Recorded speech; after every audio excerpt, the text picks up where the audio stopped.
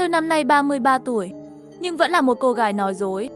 Chỉ vì tôi có một căn bệnh kỳ lạ, một khi động lòng.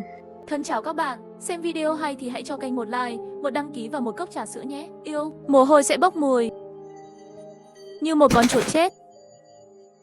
Nhưng miễn là không có tâm ý nào khác.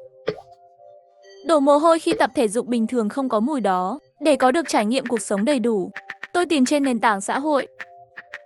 Một người đàn ông bị mất khứu giác, muốn PK với một bạn. Chỉ cần đáp ứng các điều kiện sau là được. 1. Mất khứu giác, hoàn toàn không thể ngửi thấy bất kỳ mùi nào. Đừng giả vờ không ngửi thấy mùi hôi vì tiền. Vượt quá giới hạn sinh lý của con người, không phải giả vờ là có thể kiên nhẫn. 2. Dưới 35 tuổi, lớn hơn không được. Không thể phóng đại khả năng của bản thân, ảnh hưởng đến kinh nghiệm chiến đấu của tôi, ghi chú lịch sử và kích thước cụ thể. 3. Nếu bạn đẹp trai và đẹp trai 8 thước. Cơ bụng, tôi sẵn sàng trả thêm 50.000 làm phần thưởng. Sau khi đăng tin này, tin nhắn riêng ở hộp chat của tôi sẽ sớm được thêm 99 có tin. Chửi bới, trêu chọc an ủi.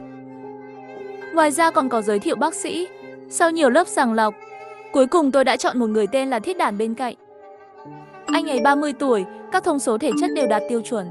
Mặc dù không đẹp trai như dealer, nhưng cũng thuộc loại đẹp trai. Cuối cùng chúng tôi hẹn ở gần nhà tôi. Lẩu bột ốc sên ruột béo, đầu bồng bềnh, anh ấy tươi tắn và mạnh mẽ, mang theo một chiếc túi giày, cho người ta một cảm giác thân thiết. Hắn nói tên hắn là Thiết Đản. Từ nhỏ bị điếc mũi, không ngửi thấy gì. Nhưng rõ ràng không thể ngửi thấy gì cả. Lần đầu tiên anh ấy nhìn thấy tôi, anh ấy cảm thấy rất sáng mắt, cảm nhận hương vị sạch sẽ và tự nhiên. Tôi rất vui khi nói điều này. Cảm tình đối với hắn lại tăng thêm vài phần. Thiết Đản cũng chăm sóc tôi khi ăn cơm. Chúng tôi đã đặt một lẩu đôi xấu xí. Đáy nồi dầu đỏ, cay và hôi thối. Thiết Đản cắt miếng ruột béo, chân heo da hổ, bỏ hết vô nồi. Nồi lẩu này có một loại ngon thối giữa với không khí nóng bốc hơi. Ăn xong, tôi lái xe đưa anh ta đi xem. Nhà tôi ở là một căn hộ đôi, một thang 2 hộ. Thiết Đản càng đi càng sợ, còn có chút lo lắng hỏi còn chưa đến sao. Nhanh thôi, khu phố của tôi hơi xa, nếu anh phiền, tôi có thể đưa anh về ngay bây giờ. Hôm khác đổi chỗ khác cũng được. Không cần, tôi chỉ hỏi thôi. Âm thanh dấu vân tay mở khóa thành công. Mở cửa ra, đèn thông minh sáng lên. Hơn 300 mét phẳng rộng. Gỗ ốc cho 40 mẫu đồ nội thất phong cách cực kỳ đơn giản. Thiết Đản khen ngợi, nhà bạn trang trí thật đẹp. Tôi lại trực tiếp kéo hắn đi vào phòng tắm, đặt tay lên vai anh ấy. Cả hai chúng tôi đều có mùi bột ốc sên, nhưng anh ta cười, dù sao tôi cũng không ngửi thấy gì cả, đừng nói là hôn lên trán tôi. Sau khi tắm, chúng tôi ngồi tán tỉnh nhau trên ghế sofa. Thiết Đản rót 2 ly rượu vang đỏ, đưa cho tôi 1 ly. Buổi tối chúng ta nói chuyện to như vậy, có làm phiền dân không? Không, tôi đặc biệt thêm bồng cách âm khi trang trí. Và dưới lầu là đồng nghiệp của tôi. Tối nay anh ấy không có nhà. Vì vậy, bạn biết, hắn lại là ác mi cười. Nói như vậy một lát nữa chúng ta có động tĩnh lớn cũng không sao. Tôi ngượng ngùng cúi đầu, nhưng anh ấy không thể chờ đợi ghé đến tai tôi như vậy. Chúng ta bắt đầu được chưa? Tôi đã là một kẻ nói dối trong 33 năm. Chỉ vì tôi mắc một căn bệnh lạ, chỉ cần động lòng, mồ hôi sẽ rất thối. Giống như hàng trăm chuột đã chết. Để có được trải nghiệm cuộc sống đầy đủ, tôi đã hẹn hò với một người đàn ông trên mạng xã hội. Người đàn ông tên là Thiết Đản. Hắn nói từ nhỏ hắn đã bị điếc mũi, hoàn toàn không thể ngửi thấy bất kỳ mùi nào. Nhưng trong lòng tôi vẫn vô cùng căng thẳng. Nếu sau mùi hôi thối bốc ra từ người tôi, hắn có thể cũng tỏ ra ghê tởm không? Sau đó tức giận bỏ đi. Trong khi tôi đấu tranh, Thiết Đản nhẹ nhàng ôm tôi vào lòng. Tôi biết em đang lo lắng điều gì. Nhắm mắt lại và tận hưởng đi. Tôi thực sự không thể ngửi thấy gì cả. Hình xăm như hạt mưa rơi trên trán tôi. Nhưng giây tiếp theo, toàn thân cứng đờ. Cảm giác mồ hôi lạnh toát lên. Tôi đã ngửi thấy mùi hôi thối đó rồi, nhưng hắn lại không biết. Vẫn bận rộn trong chăn.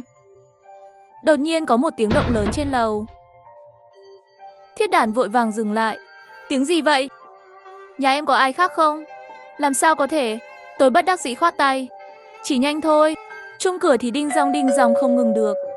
Ngoài cửa truyền đến tiếng anh Phương gõ cửa cùng lúc. Mở cửa ra, Thúy Hoa. Mở cửa ra, người phụ nữ chết tiệt này. Sao đột nhiên lại về nhà? Làm gián đoạn cuộc vui của tôi. Tôi đành phải xin lỗi và nói thật với Thiết Đản. Xin lỗi. Đồng nghiệp của tôi là một người nghiện công việc. Khi có cảm hứng, kéo tôi làm thêm giờ. Anh vào phòng ngủ đợi tôi. Tôi đi đến cửa, nhưng ngoài cửa không có ai. Chuông cửa vừa rồi là tôi bấm bằng điều khiển từ xa. Tiếng đập cửa và tiếng la hét hướng dẫn ghi âm nhiều hơn. Đi đến phòng chứa đồ trên tầng 5, tôi tiện tay rút ra một cây gậy điện. Ai bảo người đàn ông làm phiền? Giọng hắn đã bị đục khàn rồi. Để thoát khỏi đây. Sao anh ta dám ngắt đoạn tôi và thiết đản? Quá ít nghiệp. Tôi nhanh chóng xử lý xong, đàn ông có hàng mới. Đồ chơi lỗi thời này, tôi không muốn nhìn nữa. Thuận tiện lấy ra danh sách, điền thông tin của thiết đản vào. Loại bài đăng này của người đàn ông bóng giữa thật sự quá có thể hấp dẫn những người đàn ông ngốc nghếch này. Họ cẩn thận điền thông tin của mình gửi cho tôi. Muốn lợi dụng còn muốn lấy lời từ tôi. Nhưng tôi cũng không thua lỗ, tôi chỉ cần đưa thông tin của họ, sao chép và dán vào trang web, chờ chủ nhân nhảy đến đúng chỗ. Chỉ cần lừa họ đến đây và làm họ ngất đi, chỉ là có thể kiếm được một khoản thu nhập không ít. Sắp 11 giờ rồi. Tôi cứ tưởng là thiết đản đã chờ tôi rồi. Ai ngờ hắn lại ăn mặc chỉnh tề đứng ở cửa. Mùi trên người bạn chắc là mùi kít. Mùi kít dù rửa thế nào cũng sẽ lâu không tan. Quen nói với cô, tôi thực sự làm việc ở nhà tang lễ, cho nên mùi gì với tôi đều là vô cảm. Về phần người gõ cửa vừa rồi, cũng là cô tự ghi âm phải không? Nhịp điệu đập cửa đều giống nhau. Cô không có bạn cùng phòng à? Và tôi là con mồi tiếp theo của cô. Nghe được lời này, tôi không cần phải giấu gậy điện trong tay. Không ngờ trong số những kẻ ngu ngốc này, có thể có một người suy nghĩ bằng nửa thân trên. Tôi thích hắn quá. Nhưng giây tiếp theo, ngoài cửa có tiếng còi chói tai. Đó là tiếng của thiết đản. Xin lỗi, mặc dù tôi cũng rất thích bạn, nhưng tôi không thích cảm giác bị lừa. Hắn vừa nói, biến mất trong đám đông, và tôi sẽ bị pháp luật trừng phạt.